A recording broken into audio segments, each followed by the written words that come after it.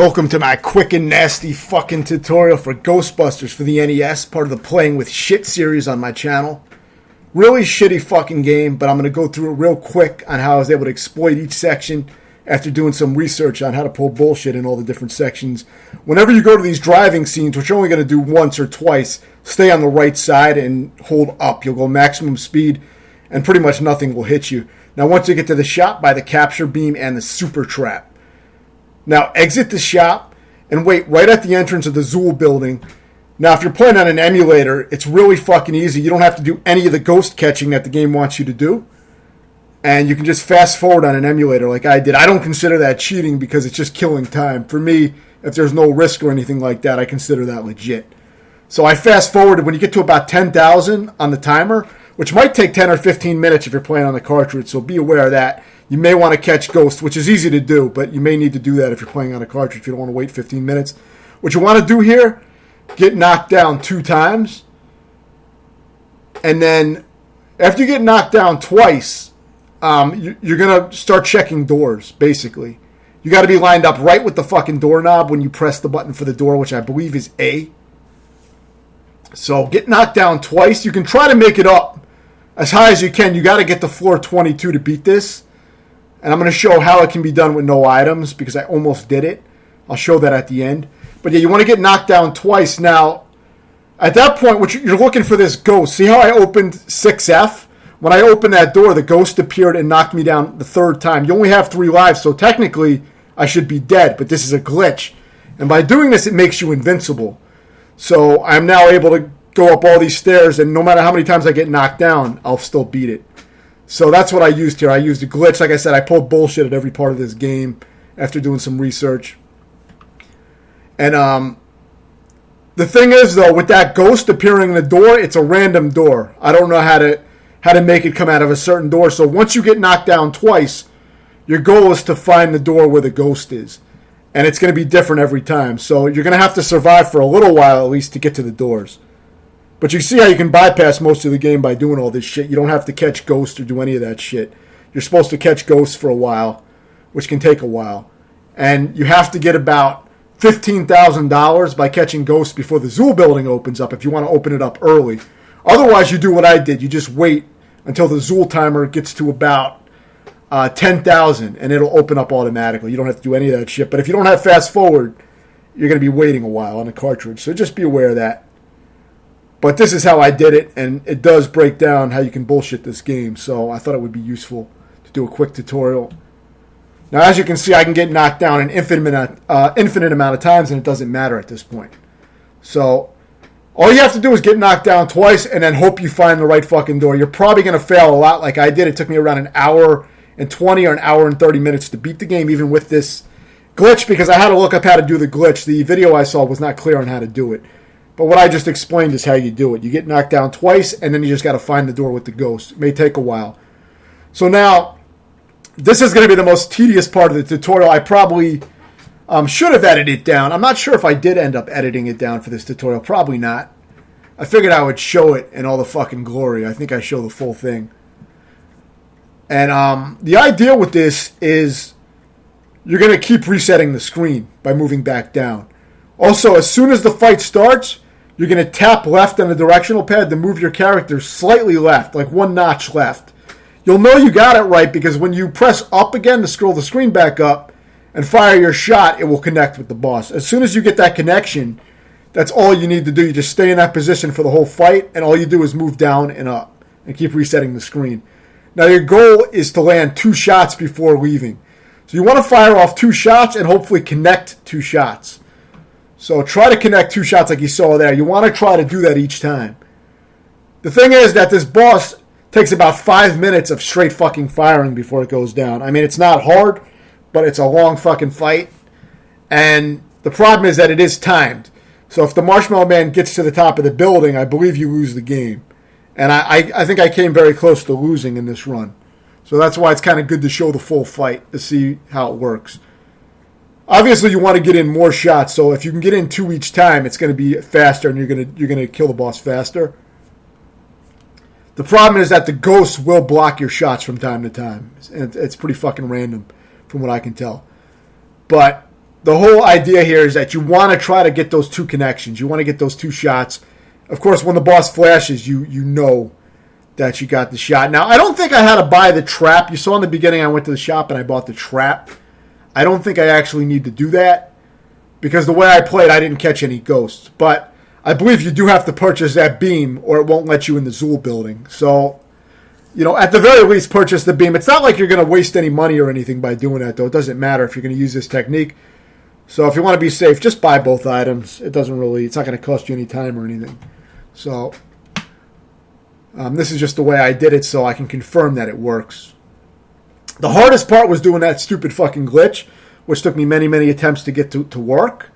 And it is tough because it's hard to fucking survive in that stairway. So let me talk a little bit more about that because you know what the deal is with this already by now. So with the stairway, things can get kind of nasty because the way you move your character in the stairway is you got to mash, I believe it's either B or A. You got to mash it for your character to move.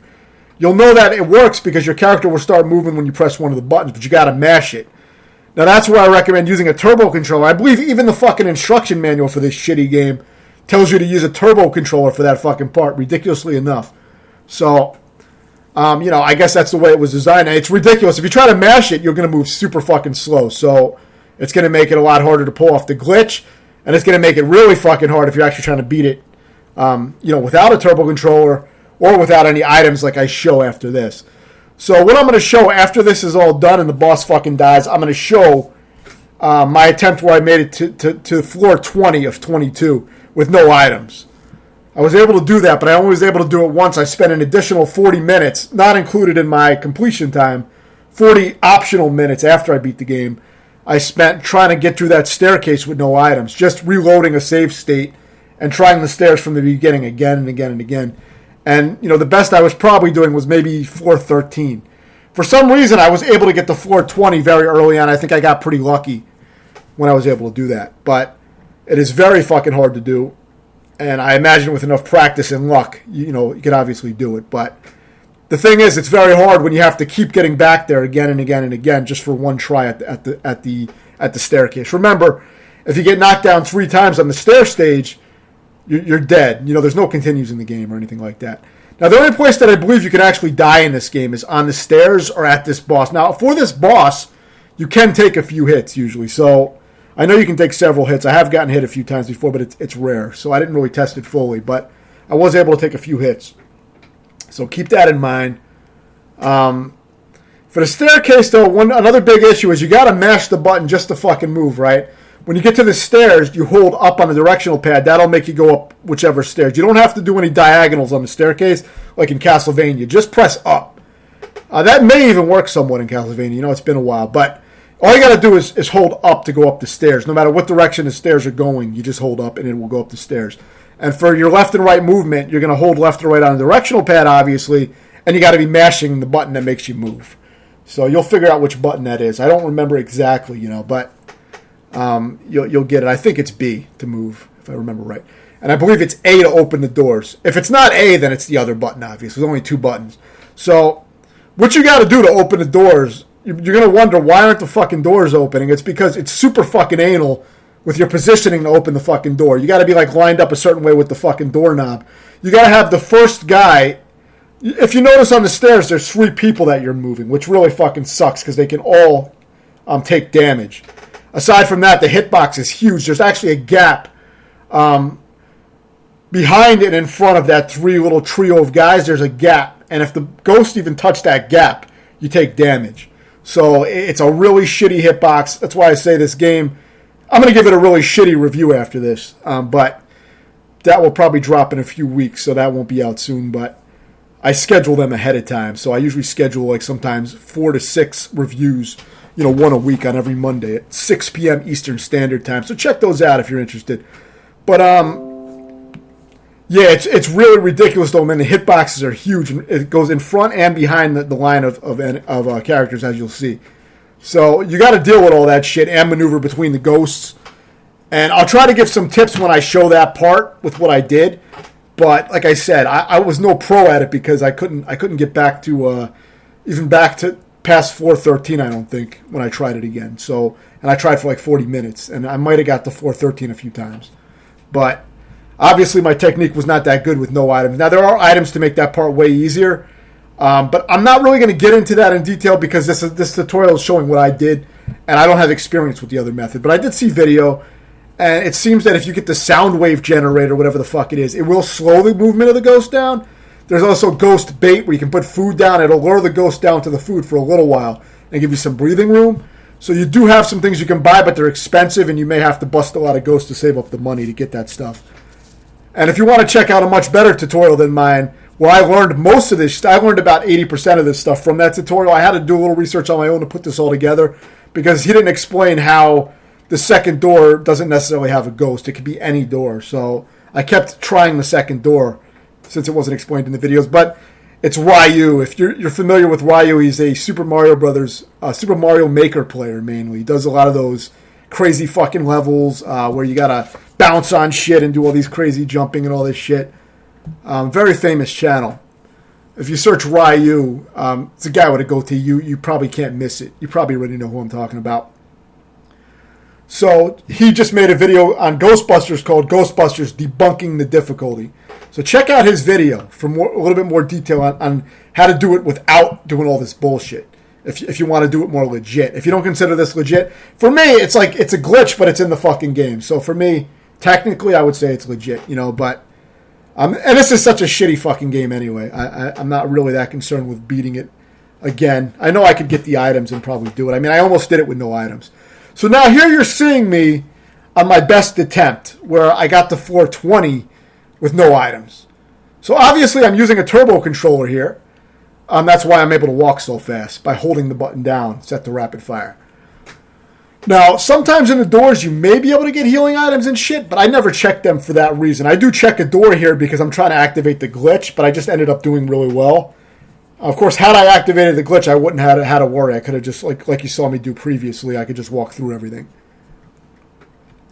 But as you see, I got very lucky here with the ghost staying mostly at the top.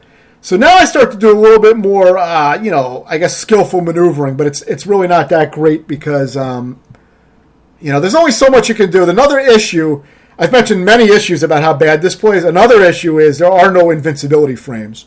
So if you do get knocked down, the great thing is if you get cornered, you can get hit 3 times in a row and just get totally destroyed without even having a chance to get out of it. So you get cornered, you can get completely fucked. It's just another nice feature. But yeah, it makes this game pretty much complete shit. I mean, the game is below mediocre before this part. And then you got this extremely shitty part that would make you hate the fucking game, most likely. I didn't own this game, luckily. And then, this probably makes it qualify for one of the worst games on the system, I would say. And on top of that, then you got a really shitty boss fight that takes way too fucking long. And if you try to fight it normally without resetting the screen, it's like a bullshit bullet hell with huge hitboxes.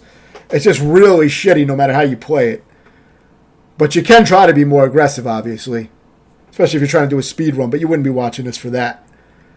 But see, I do some pretty decent maneuvering. I get to 420, but that's where I fucking tapped out. I was done. So, you get knocked down 3 times, game fucking over. So you get a really shitty ending. You get a message at the end that's completely misspelled, complete fucking garbage. You can tell there was no effort put into this game to making it.